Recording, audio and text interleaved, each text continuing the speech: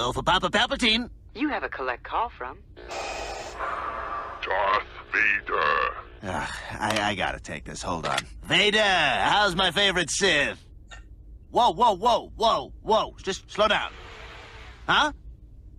What do you mean they blew up the Death Star? Oh, who's they? What the hell is an aluminum falcon? And now, coming to you live from the tri-state area and San Francisco, California, it's the best part of Wednesday, Waffle Box, with your hosts, Mike Fish and Kush Hayes. Welcome to Waffle Box, the podcast where we talk about anything, everything, and nothing, all at the same time. Come out from episode 48, we celebrate May the 4th be with you. We dedicate morning time to the death of Netflix, discuss the Northmen, and so much more. I'm Mike Fish, and I am joined, as always, by my main man over to the right. It's Mr. Kush Hayes. Kush, how you doing, buddy? May the force be good with you, Mike Fish. What's good, y'all? Happy Star Wars Day. I guess May the 4th be with you. And then followed by Revenge of the 5th, which is always fun. Did you know there's a whole Star Wars month now? It's all in May, but they do really, really weird celebrations, man. Like, obviously May the 4th and Revenge of the 5th, but then there's also they celebrate the date. Star Wars Day is actually May 25th. That's the original date that they had. But then they got real weird things like, Empire Celebration Day. And it's the 501st Regional 1 Day. By the way, those are the stormtroopers. I actually think they Why might are you be celebrating stormtroopers? They're evil. They're a whole thing, dude. There's the 501st Regiment, or I don't even know if I'm pronouncing that correctly, but yeah, dude, they and then they're trying to squeeze in on this day 20 years ago, Phantom Menace came out. We need to celebrate that in May too. And it's like, no, it's enough. You guys can have May the 4th, and you can have Star Wars Day on the 25th, and just keep that shit to yourself. Knock it off. I appreciate fandom, but enough. Yeah. That's what. Don't get me started on the Star Wars Day, the 20-something, whatever, because that's when Obi-Wan Kenobi's coming out on Disney Plus. I get where they were coming from, but surely from a marketing standpoint, it makes sense. It would have made way more sense to release it on May the 4th. And they could have done it either day. No, but I think just as a mainstream thing, way more people know May the 4th than the other one. For example, you said it 30 seconds ago, and I have no idea what the date is. 20 something. You're not missing anything. The 25th. 25th. Yeah. I have to say, I'm excited for the Obi-Wan show as a concept. But I have not been really. None of the D+ shows have been bad. Even Hawkeye was tolerable. I look forward to seeing Hawkeye again the next week because it was the Christmas season. I hope he gets home to the family. But they've all, in their own ways, been disappointing, at least to me. I'm just interested to see the Obi-Wan Kenobi show, just based on their run so far with Mandalorian, Boba Fett. I'm wondering how they're going to shoe in the Mandalorian somehow, because that seems what they do. I mean, it's on Tatooine, and they keep going back to Tatooine, so that's going to be a very easy fit if they decide to do that. However, I'm not excited to hear. I forget if it was just a rumor or if it's been confirmed. I know Hayden Christensen is in fact in the series. I don't like the fact that they have a face-off or something. They've teased they're gonna have a face-off. They're gonna do battle again. I'm like, oh no. Yeah, there's a problem with prequel type things because they're gonna have but we know what happens because of future thing. You know what I mean? Mm-hmm. We know Anakin doesn't die because he becomes Darth Vader event. You know what I mean? It's like, why are you doing that? The whole thing with the prequels was seeing how he made his transition to Darth Vader, and even again, that was extremely disappointing. That transition should have happened in episode 2, and then episode 3 should have all been him learning how to be this big bad Sith, and then oh well, I guess I'll kill everybody on this planet. I mean, I wouldn't. No one thought I was going to kill children last week, but I did that too. So all right, let's do this. Like that's what Revenge of the Sith should have all been about. But what do I know? I'm just a guy in his mom's basement. I just hope they do justice to Darth Vader, because other than the movies where he is Darth Vader, that the original, his character, well, his entire family is a bit of a bitch. But even his like Luke grandson in the more latest ones, bit of a bitch. Kylo Ren. Yeah. Oh yeah, Kylo Ren. Yeah, he's a child. He that whole episode 7, like he throws just some of the wildest temper tantrums, but always crying. Always crying. He's emotional. He's emo. Inside him, he's good, but he for some reason he wants to be bad. It was an interesting character, but a bad execution, and not any fault of Adam. What's his name? Driver. Adam Driver. Great dude. Strangely good looking. Like, I think it's some confidence thing. He got that from the U.S. Marines. Because if you write down all the, I mean, I'm not saying I'm a good looking man, but I am secretly. If you wrote down all the characteristics of what being a good looking man would be, he doesn't really match any of them, but for some reason it works. He's just a good looking guy. He makes it work. He does. So yeah, that was our little Star Wars bit. We'll be returning to that. Like I said, we've got a Star Wars special trap door coming up. But I wanted to kind of dedicate this first little section of the show because obviously, talking about Disney Plus streaming services, a lot of talk about streaming services, specifically Netflix. That was a good segue. Netflix really shooting themselves in the foot over the last few weeks and months. So I'm going to go through, I've got a couple of bullet points of the main talking points. Obviously, there's probably more to do it. But then I'm going to, I have my thoughts on what's going on over at Netflix, but I'm going to get Kush's thoughts. So obviously, the good news was during the pandemic in 2020, 2021, Netflix added 54.6 million subscribers. So they got a little bit cocky there. But then obviously over that time, Peacock fully launched, Disney Plus fully launched, Paramount Plus rebranded, or CBS rebranded, et cetera, et cetera, et cetera. But recently, they've been piloting ways of stopping people from sharing passwords, even talking about increasing the prices, doing an ad-supported lower tier. They've recently cut a bunch of their marketing people. Meghan Markle had her show canceled before it even saw the light of day because of cost cutting. And their share price year to date, and remember this is May the 4th, so year to date, has dropped 60% from $597 to $200 per share. Not a good look. Repeat that number again? So they started the year at $597 per share. And they're currently, as of recording, it's $200. It's a hell of a drop. That is a drop. I mean, yeah. So what? Am I over dramatizing it of the near death of Netflix? What are your thoughts, Mr. Hayes? I think it is being over dramatized. So Netflix got to be as big as it was because it was ahead of everybody on this curve, and thus all the distribution platforms came to them. And then they went like, man, Netflix is pulling in like, I don't know what, 50 million a month, $1 billion a month. Like they were making like crazy numbers just per month. And then like,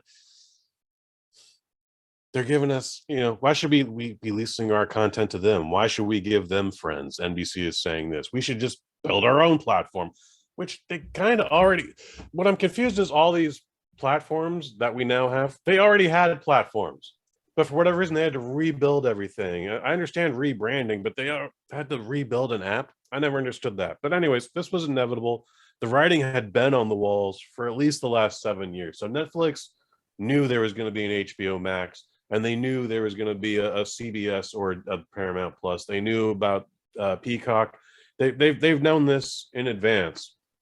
And it's because they knew that is why they started going so hard on their original content. And I think they overspent by a lot on all that, but at the same time, they were still pulling in what, $1 billion a month. Like they only had cash to burn. But then, they would have their successes, like their Stranger Things, and I guess they bought Cobra Kai, so that doesn't count. But you know what I'm saying? There's Squid Games, and they get everybody talking consistently. But for every one series that they do have, there's like 20 series you never heard of. Yeah, you're not even familiar with. You did not see, and if you did see it, you probably didn't like it. Otherwise, we'd be talking about that. So eventually, even if all the other streaming platforms didn't adapt and evolve and become a thing, Netflix would have eventually just signed up every person in the world with a subscription, and then there's nowhere to go after that. Like, they went really high, but now they have to find their level, and now they have to compete with their HBO Maxes and their Hulus and the they are Netflix, Disney Pluses. I just feel that because they invested a lot, like they went nuts in original content. Like, so they went, they had a movie with Dwayne Johnson and Ryan Reynolds and Wonder Woman. Red Notice, red tag, red Notice, something like that. Yeah. So and obviously those we did a review don't come for cheap. We did. So they, but I just feel that maybe they kind of went up because obviously during the beginning of the pandemic, everyone was locked down, and I think pretty much everyone who didn't have a Netflix subscription was like, "Fuck it, I'll just sign because I'm bored as shit." And so they went through the roof in subscriptions, and I think they just were kind of overconfident, where it's like, "Okay, well, this is our level now. This is what it's going to be like now forever." And I think obviously recently, where people were starting to go back to their old lives, they're kind of, well, I don't need all these streaming services anymore, and a lot of people were canceling their Netflix. And the troubling thing is, because I don't want to go too much into my past of where I worked in England, but with that company, but I'm seeing similar traits in that with like the whole password sharing crackdown and the price increase here and there and yada, yada, yada. And getting rid of some of their marketing department. I fear that rather than going hard after new subscribers, they're just trying to milk the current ones for more money. Which is never a good. So, I mean, it works in the short term, but in the long term, it's never a good sign. Well, I mean, once upon a time, Netflix, when it was just renting physical DVDs, physical content, it was $20 a month. And then, they expanded and they got a better catalog and they opened up more facilities. And then it had to be $21.50 or whatever it was. And then, they started the digital platform, and that had to be, $10 because no one really knew. But then again, they had to buy more servers. They invested more money in more content, et cetera, et cetera, et cetera. And then it had to be $15 a month and then $20 a month. And now, I think I paid $23 for Netflix. I have to check. I honestly don't know. It's one of those, it's one of those frustrating things where I'm subscribed to it.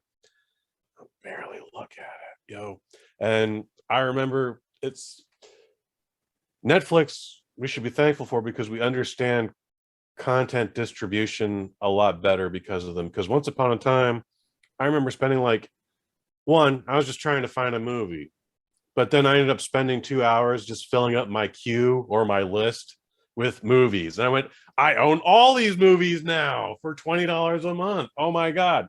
I probably put 250 titles in that queue, in that list. I just checked it the other day.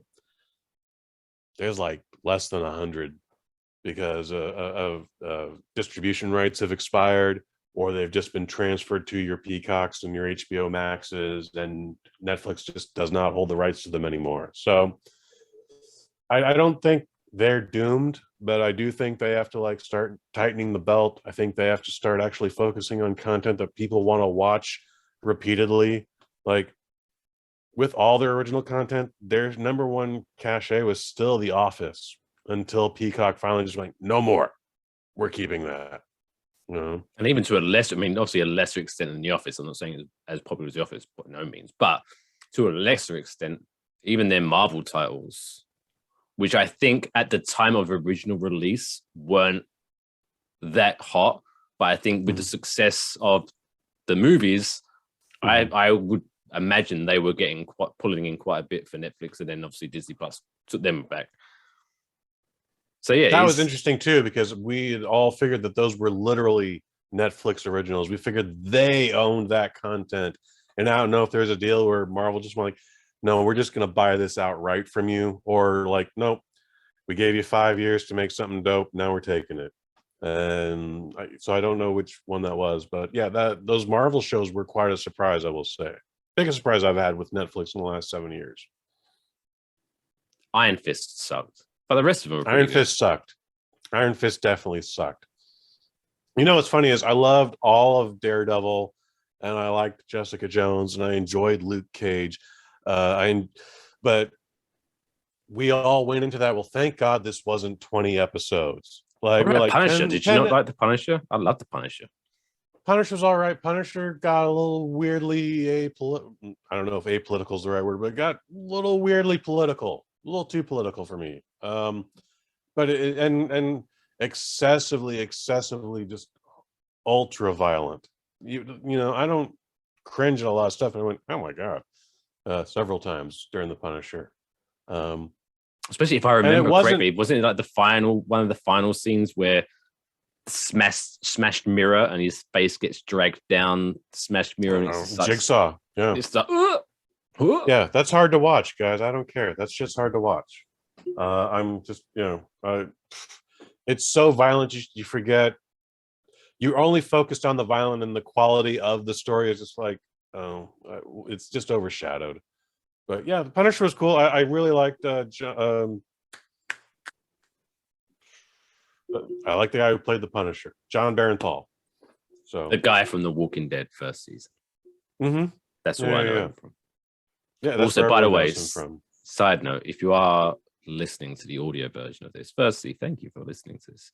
But may I suggest that you head over to YouTube and watch the video version of this, because you can watch what the only way I can describe as the sunglasses version of a lazy eye that Kush has right now, where no matter how much he adjusts them, his glasses slowly start slanting over.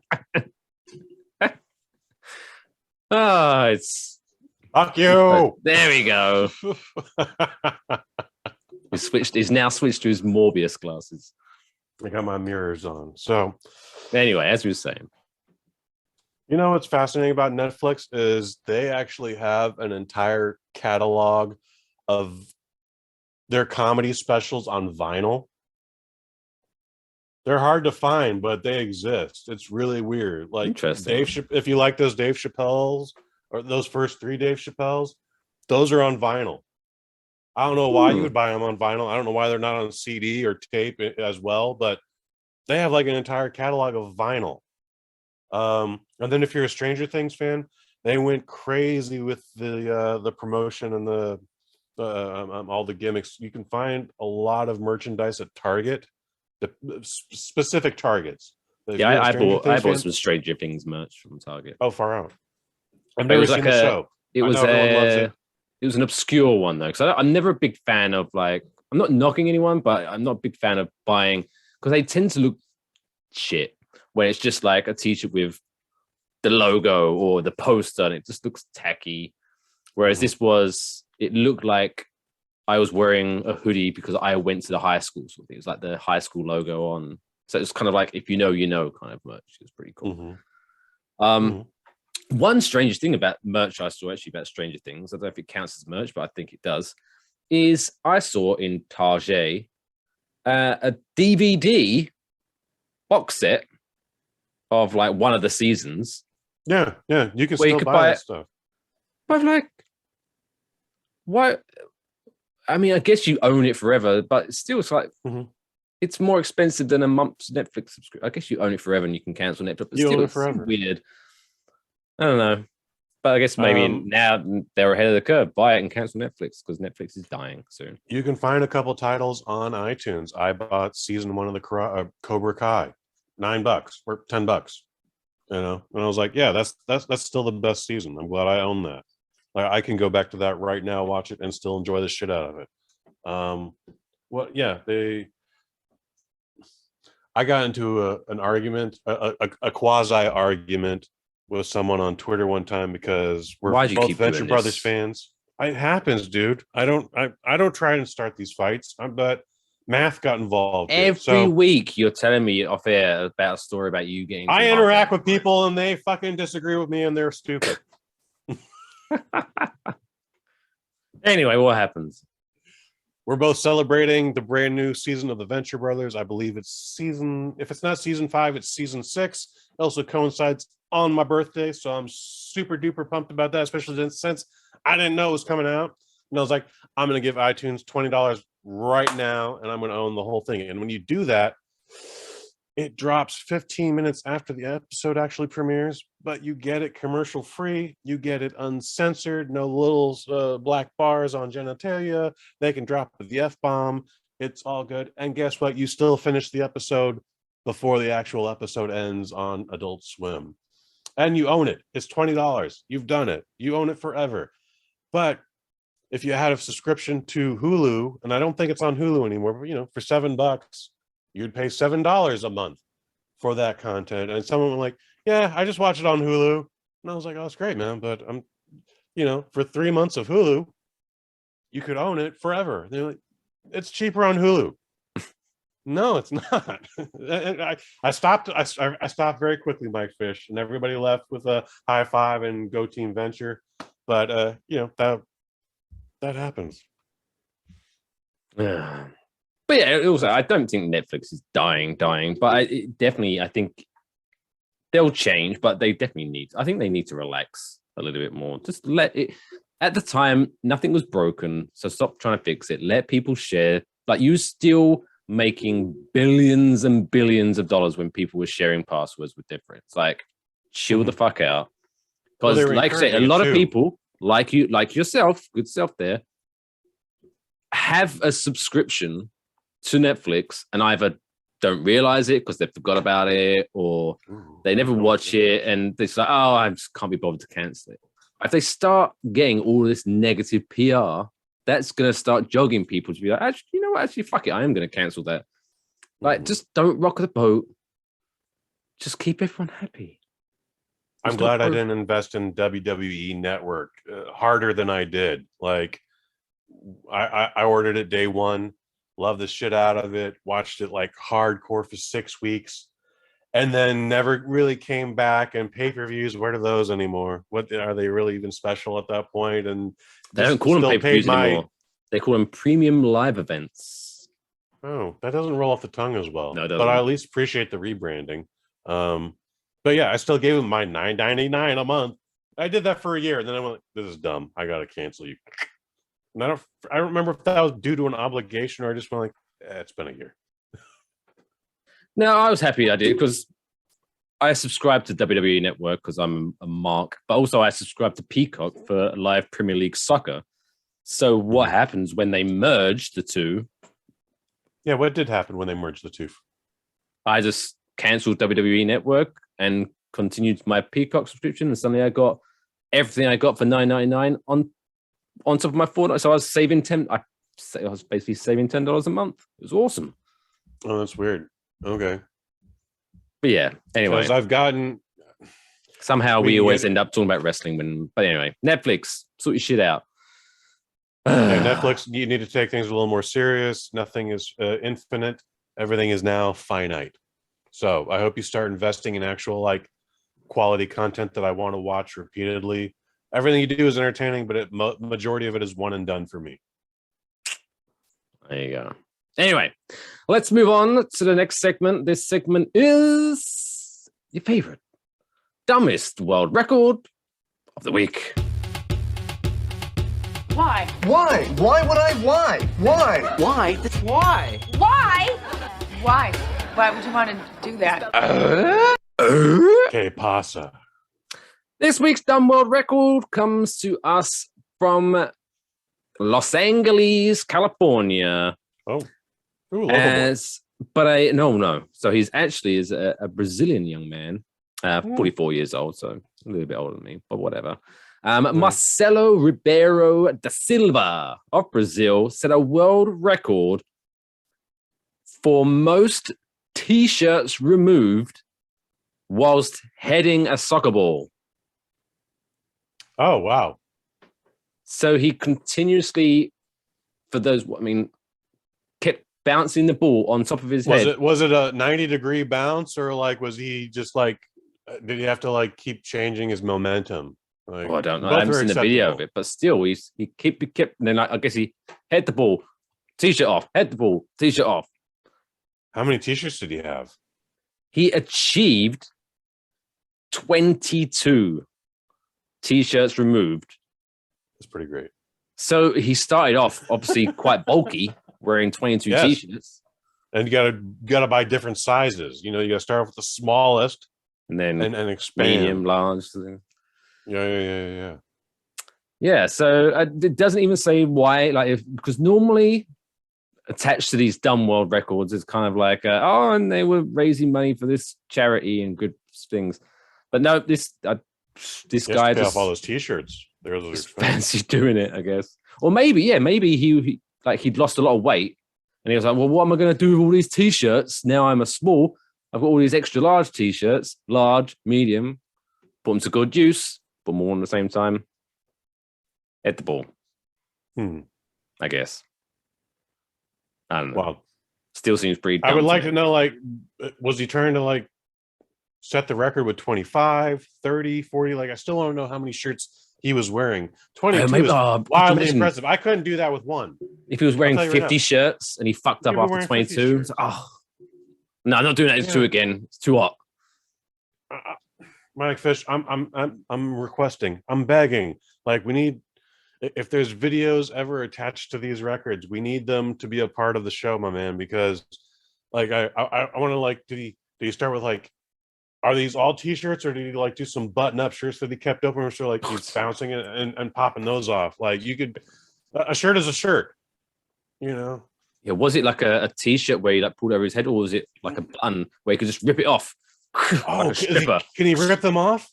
Like a Hulk? Like Hulk Hogan? Yeah, man. Is he allowed to have the cuts in the back so he can rip them off easier? Like, again, I'm requesting more questions and answers. There are videos attached to these. Please, we have to start supplying them. If I find one, I'll stick it in the description on the YouTube video. Like, these are things I never imagined I would want to see, and you're bringing those to me and the Waffle Box posse, and I thank you. Syrup Squad, all the same. Anyway, shout out to Marcelo Ribeiro da Silva for this week's Dumb World Record of the Week. Anyway, still to come on Waffle Box, we are going to be playing the middle of the show quiz. We got the Star Wars Trapdoor. Yep, there we go. We're talking the Northman review, and then it'll end up on our feel-good story of the week.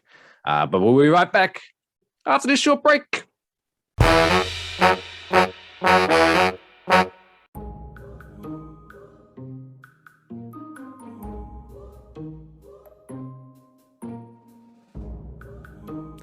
Hey, you. Yes, you. Was you thinking of having that beer? But my friend, it's only 10 a.m. Won't everyone judge you for drinking this early? Well, don't worry, we've got just the thing to help you. Your very own Waffle Box mug. And now, everyone will just think you're drinking coffee, so you can enjoy your morning beer judgment-free. Go to wafflemerch.com to get yours today.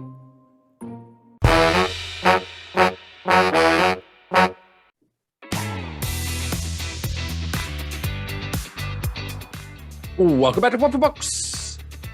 Still to come, we've got the Star Wars Trapdoor. We're talking the Northmen and more. But first, it's time to quiz Mr. Kush Hayes. But it's the middle of the show, so of course it's time for the middle of the show quiz. Middle of the show quiz. So the Northman has a very star-studded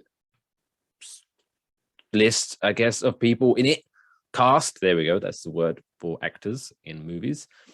So this week we're going to return to a classic game of older or younger. So I'm going to give you a list of the stars, and you have to tell me whether they are older or younger than the one that I named before.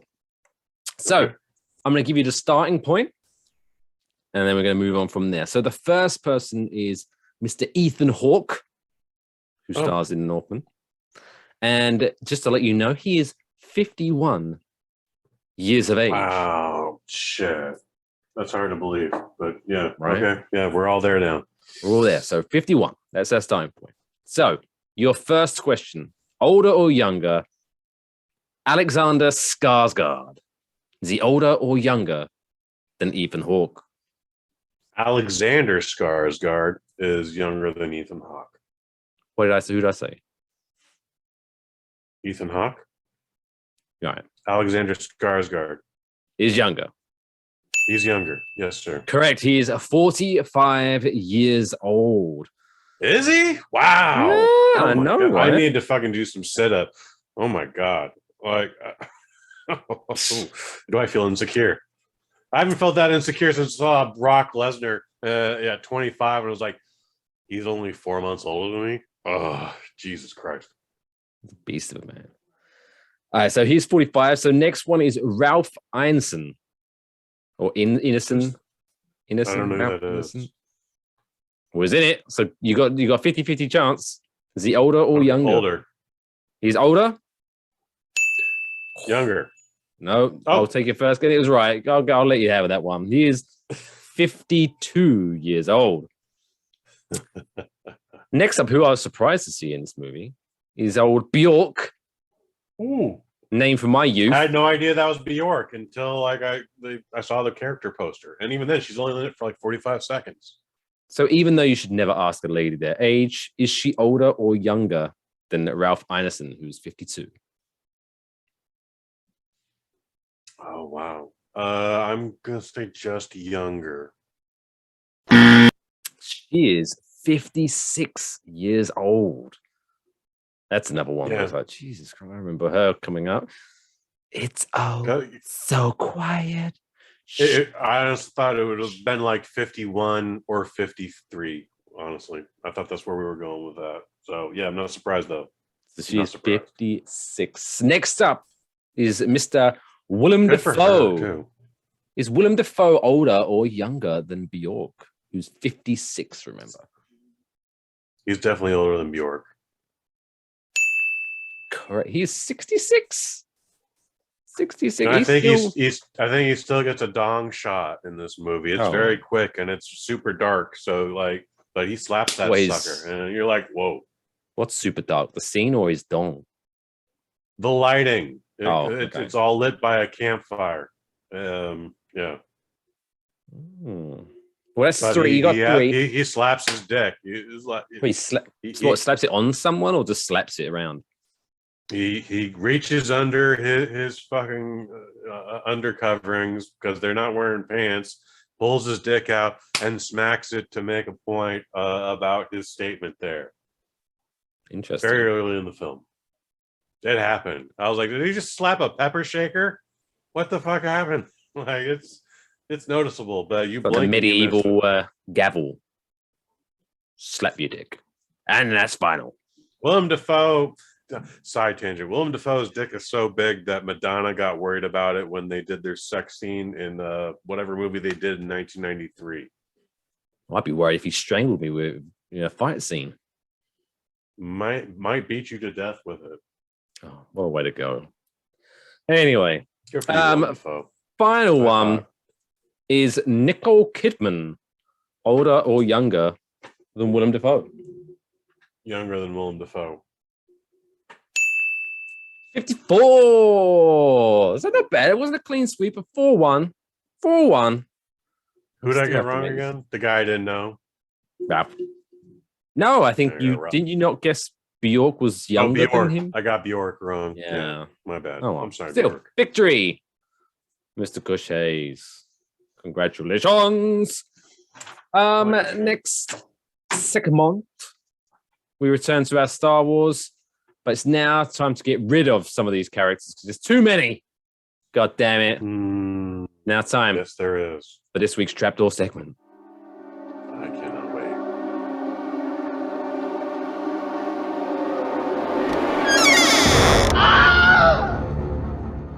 So I broke this up into two sections. We're talking, first segment is droids and then humanoids, I guess, because they're all from alien lands. I got opinions on both, motherfucker. Well, you have to find out which one I picked, though, in the 4. So under the droid category, the 4 that we have to pick from to remove one is C-3PO, R2-D2, BB-8, or IG-11. IG-11. I believe that's a bounty hunter droid. That's the bounty hunter droid. He was famously. It looks like your water cooter. Mandalorian. Your water here with legs. Get him the fuck out of here. I don't care about. No. Really? I've got nostalgia for C-3PO. He is a protocol droid and speaks every language that's recorded in the Star Wars universe. R2-D2. Why would you get rid of him? Legend. He's important. I was disappointed with the sequels that he wasn't in more of it. He would just pop in for a minute, like, hey, remember me? R2-D2. I came with BB-8. I love BB-8 like I love Grogu. Really? I see that. I was going to go for BB-8 because he's kind of like the kids. He's a children's TV character. It's like, ugh. I'm okay with that. Whereas IG-11 kills motherfuckers. Nope. He just he's got pew pew pew and spins around pew pew pew pew. He don't give a fuck. You gotta get rid of IG-11 because I just called him IG-88, which is also another character entirely. So because of your so we have to kill a character because of your ignorance towards his name or its name, I guess. Is that what you're trying to say? I stand by my statement. You don't want to separate a couple like C-3PO and R2-D2. Oh, C-3PO and R2-D2 are safe. But you're picking, you prefer BB-8 over a badass bounty hunter. What does BB-8 bring to the series? A little thumbs up with the lighter. I'm in. Seriously. I need that positive reinforcement, dude. Why am I always the one that has to give on this? I mean, maybe we need a third for these. I don't know, dude. But IG-11, get the hell out of here. All right, I'm going to put this to Twitter. IG-11 or BB-8, which is the worst one? Ooh. So we're going to hold off on this one because I'm not letting down on this one. Next week, we'll inform you who goes down the trapdoor. But I'm looking forward to that. BB-8, you're going down, pal. All right, so we'll see the results of that next week. Go to Twitter at WaffleboxPod. Next one into humanoids, though. So the 4 we have Obi-Wan Kenobi, Luke Skywalker, Han Solo, Lando Calrissian. Oh, hell. It's a tough one. Dude. Yeah, this is like the most intense one you've ever given me. Oh my goodness. Like, oh no. I don't want this. I don't want to be a part of this. Like, Obi-Wan Kenobi is a space hobo. Luke Skywalker is just a kid who's wet behind the ears. Fucking Han Solo is a fucking drug smuggler. And Lando Calrissian is a fucking pirate, man. Like, who do you, like, what? Where am I right now? I don't like this. This isn't okay. I don't feel safe. I need a hug. The only way I went about this was because it's very tough. Is which of these would I want to hang out with least? Least. So the Obi-Wan person who Kenobi. I don't know. I think he's got some great stories to tell. Han Solo, my God, what a G. And Lando Calrissian is just cool motherfucker. So as hard as it is, out of those 4, I think Luke's got to go. Who's that? But I like Luke. Was that a Luke action figure? No, this is actually my Lando Calrissian figure, and I gave him the trench coat from Raiders of the Lost Ark, and I took something cool and I made it cooler. Not bad. Lando has to stay. Lando's staying. Okay. All right. Lando's safe. I'm gonna put you right over here, buddy. See, I'm very. But you can't get rid of Han Solo because he flies the Millennium Falcon. That's how they get there, dude. He's like you. And Han Solo, he. Like, I'm not a Han Solo fan even, but I'm just like, you can't.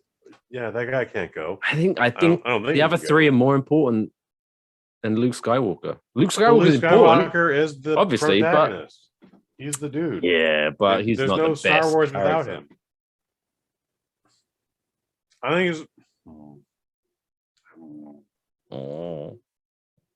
What are you? Who are you saying we're getting rid of? I out of those four, it's not. I'm just going to shout. It's not an easy one before I get hate mail. It's not an easy one, but out of those four, I'm going with Luke to go down the trapdoor. I don't like Luke Skywalker. I like all four of them, but one of them has to go. You know, Luke Skywalker is a Jedi, and he's one of the most powerful Jedi, and he's going to get out of this trapdoor, and we're going to see him. I guess he could save himself. So if you have to drop him down the trapdoor, fine. But Luke Skywalker's coming back, and he's going to be a motherfucker. Peace out, Luke. That was a hard one. I can see the pain in your eyes, even though you're wearing sunglasses. It hurts, man. That hurts. Yeah. All right. Well, let's cheer you up. Now. Let's cheer you up. Let's get you to talk about a movie you watched recently. It's time now. I wish I got a second time on it. For Kush's movie review.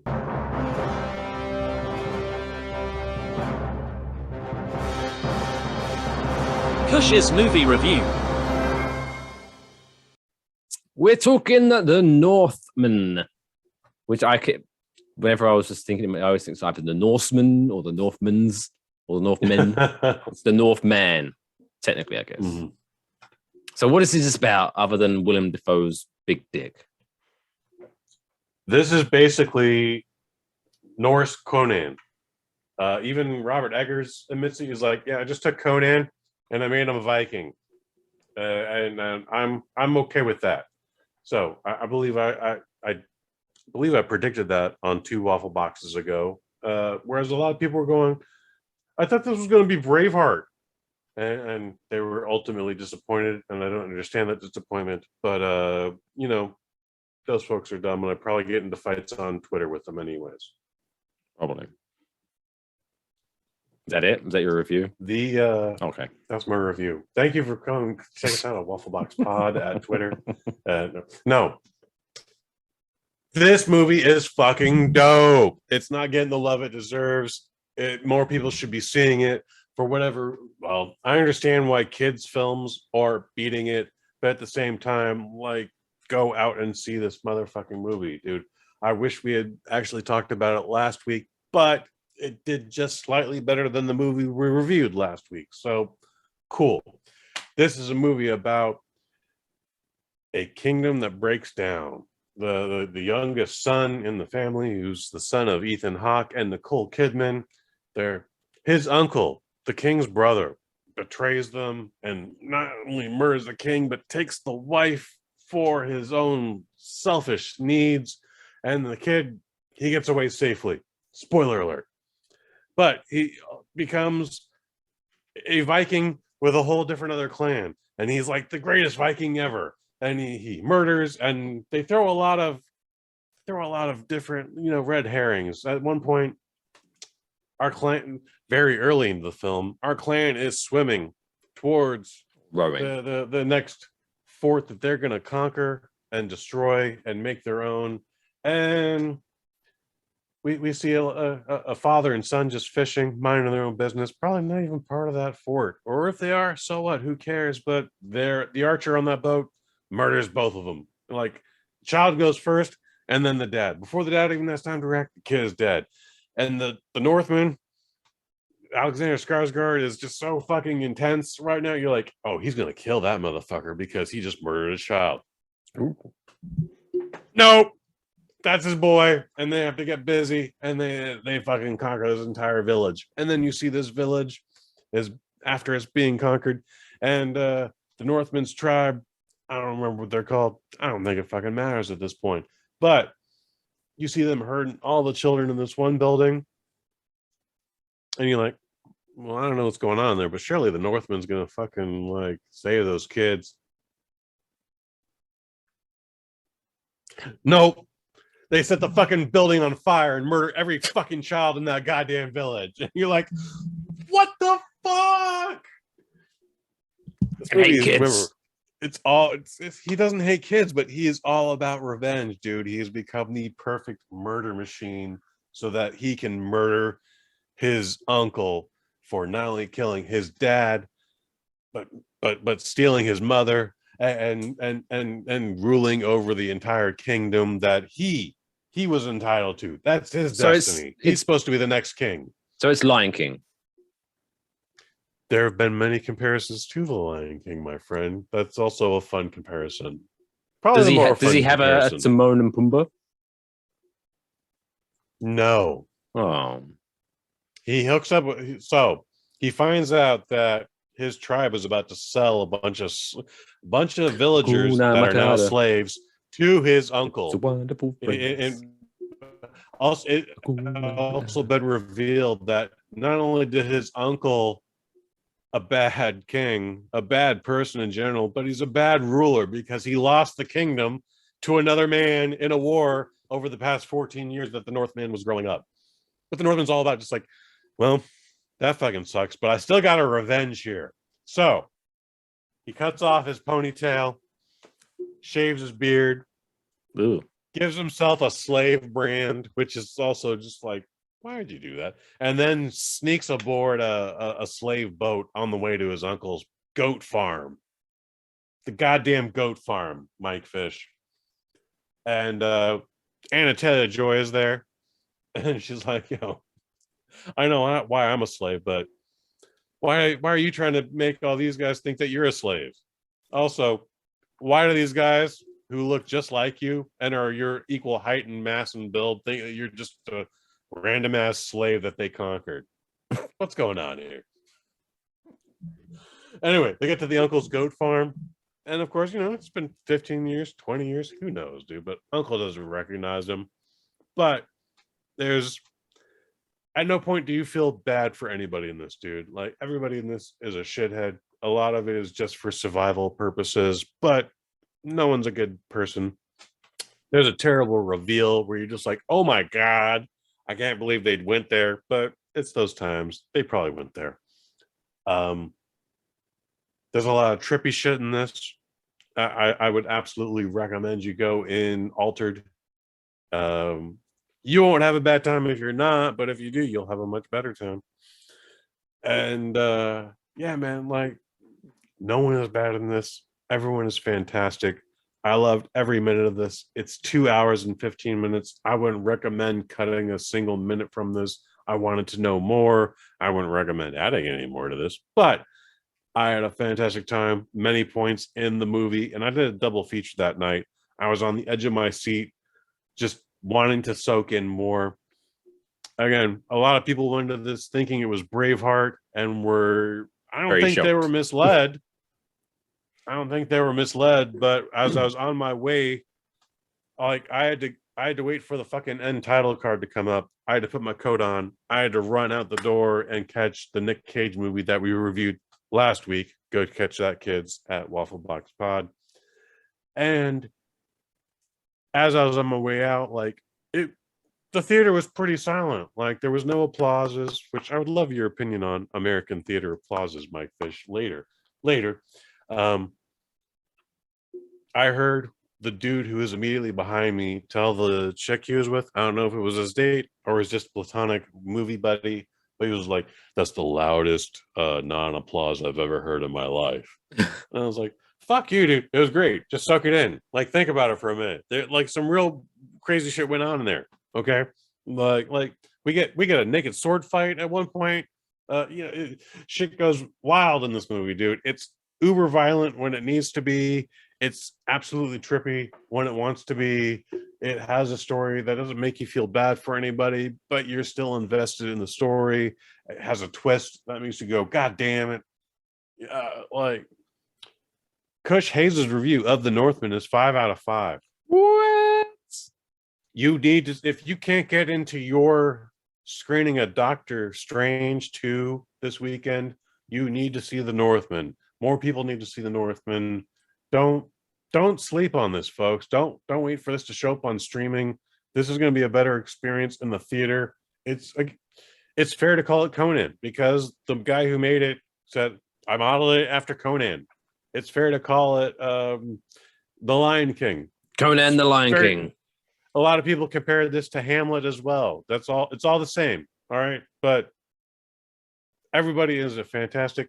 It's a dope story. Lots of violence when you want it. It never overpowers the story or the visuals or anything. Lots of nudity. Again, there's nudity in it. It's tasteful. It's tasteful. Classy. But again, there's a naked sword fight. You're not. It's not going to distract you. That's but dangerous. It is there. I mean, a sword fight's dangerous, but with your wang hanging out, that's nerve-wracking. Oh my god. Yes, sir. So, The Northman, 5 out of 5. Go fucking see it. Next week, we talk Doctor Strange 2. Right, before we move on to our feel-good story of the week, I guess you kind of alluded to it. Real quick, my opinion, if you're in the movie theater and you enjoy a movie, I'm happy for you, but there's no need to applaud. Like the people who, unless the the director, the producer, or the actors are in the same screening as you don't need to applaud. They don't know, they can't hear you. Mm-hmm. Just get the fuck out. Pick up your shit. How do you feel about cheering for the movie too? Like when Thor appears in Infinity War with Rocket Raccoon and Groot, do you not go like, fuck yeah? No, see, that's those motherfuckers are there. That's an instant reaction. That's like if something shocks you, like if something makes you laugh, you laugh. If something makes you, but I feel once the credits start rolling, to start can't applauding, that be your instant reaction? No, too? That's a choice you're making. That's a choice you're making. Well, I will clap my fucking ass off for the Northman, but I had to fucking get to my next screening, and I was still like a minute late. But what are you clapping for? That was a dope fucking movie, dude. Yeah, and I want to see more like that. Are you like, oh yeah, like? Dude, are you expecting the actors on the screen to go, thanks, Kush? I do not care. I'm enjoying that shit. I'm a clapping motherfucker.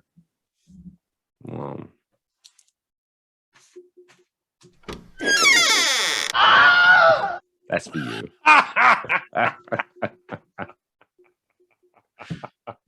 Don't be a clapper. Just pick up Best your trash. Case scenario is I clap for Doctor Strange 2 next week. I don't think that's going to happen. I think I'm going to enjoy this little mushroom treat I got on the side here. And maybe that's, I'm going to be like, dude, it's got the greatest visuals you ever seen, Mike Fish. I know you don't smoke weed, but bro, you need to smoke weed for this and maybe do something else. We'll see. We will see. We will see. Gummies Tune in next Wednesday. Doctor Strange 2. Gummies are safe too. Do gummies. I definitely encourage the gummies. All right, we'll check that out. Let us know what your opinion is clapping in the theater at Waffle Box Pod on Twitter. I'm sure you'll all be on my side. But now it's time to wrap up this week's show with this week's Feel Good Story of the Week.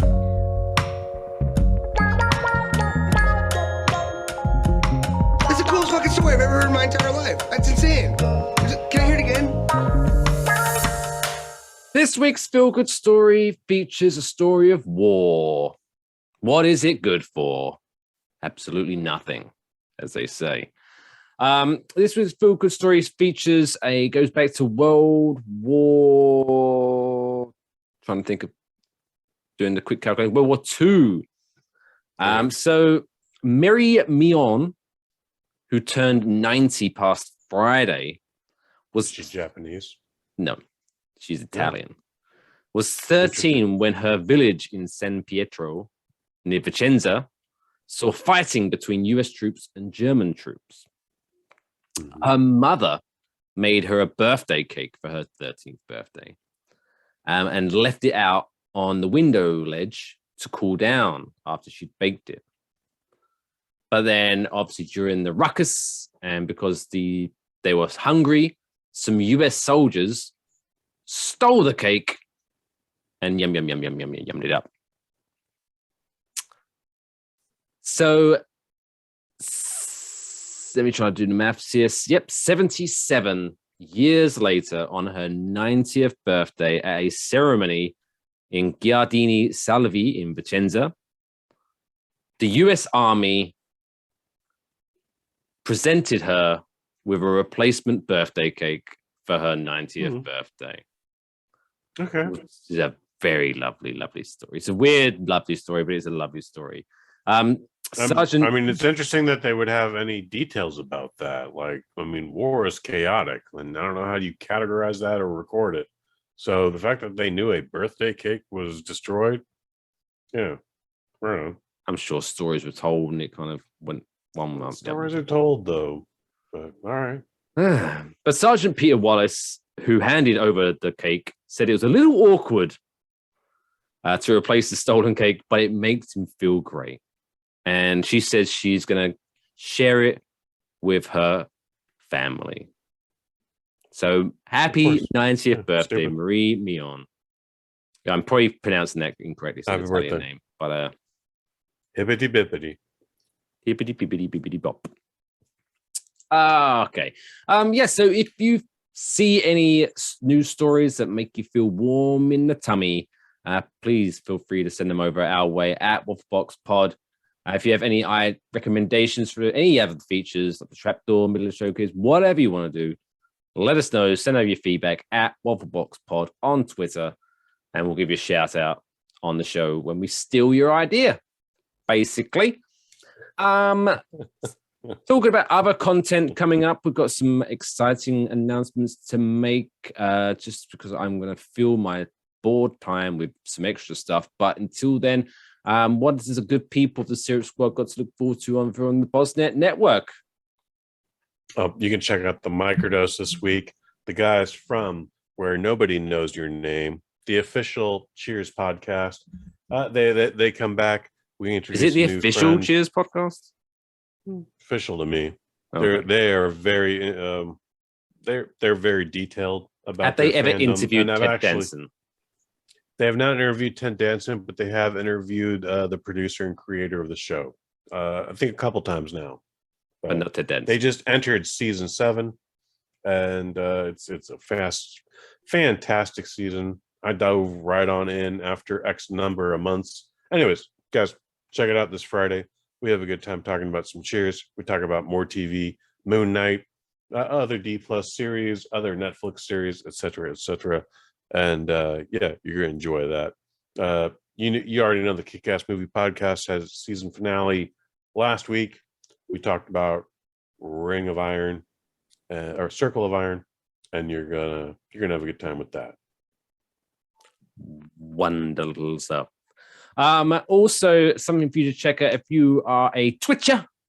If you love watching stuff on Twitch, I have launched a new side project called Pop Couture, which I'm going to be teaming up with other content creators. So if you want to go to twitch.tv/popcouture, if you don't know how to spell that, it's POPCOUTURE.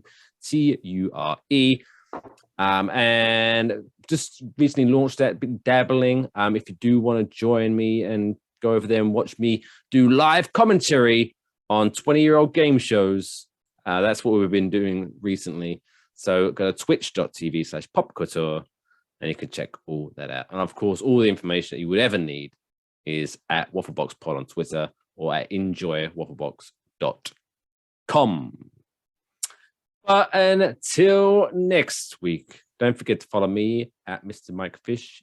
He is at Kush_Hayes. But until then, take care of yourselves and each other. That's all, folks.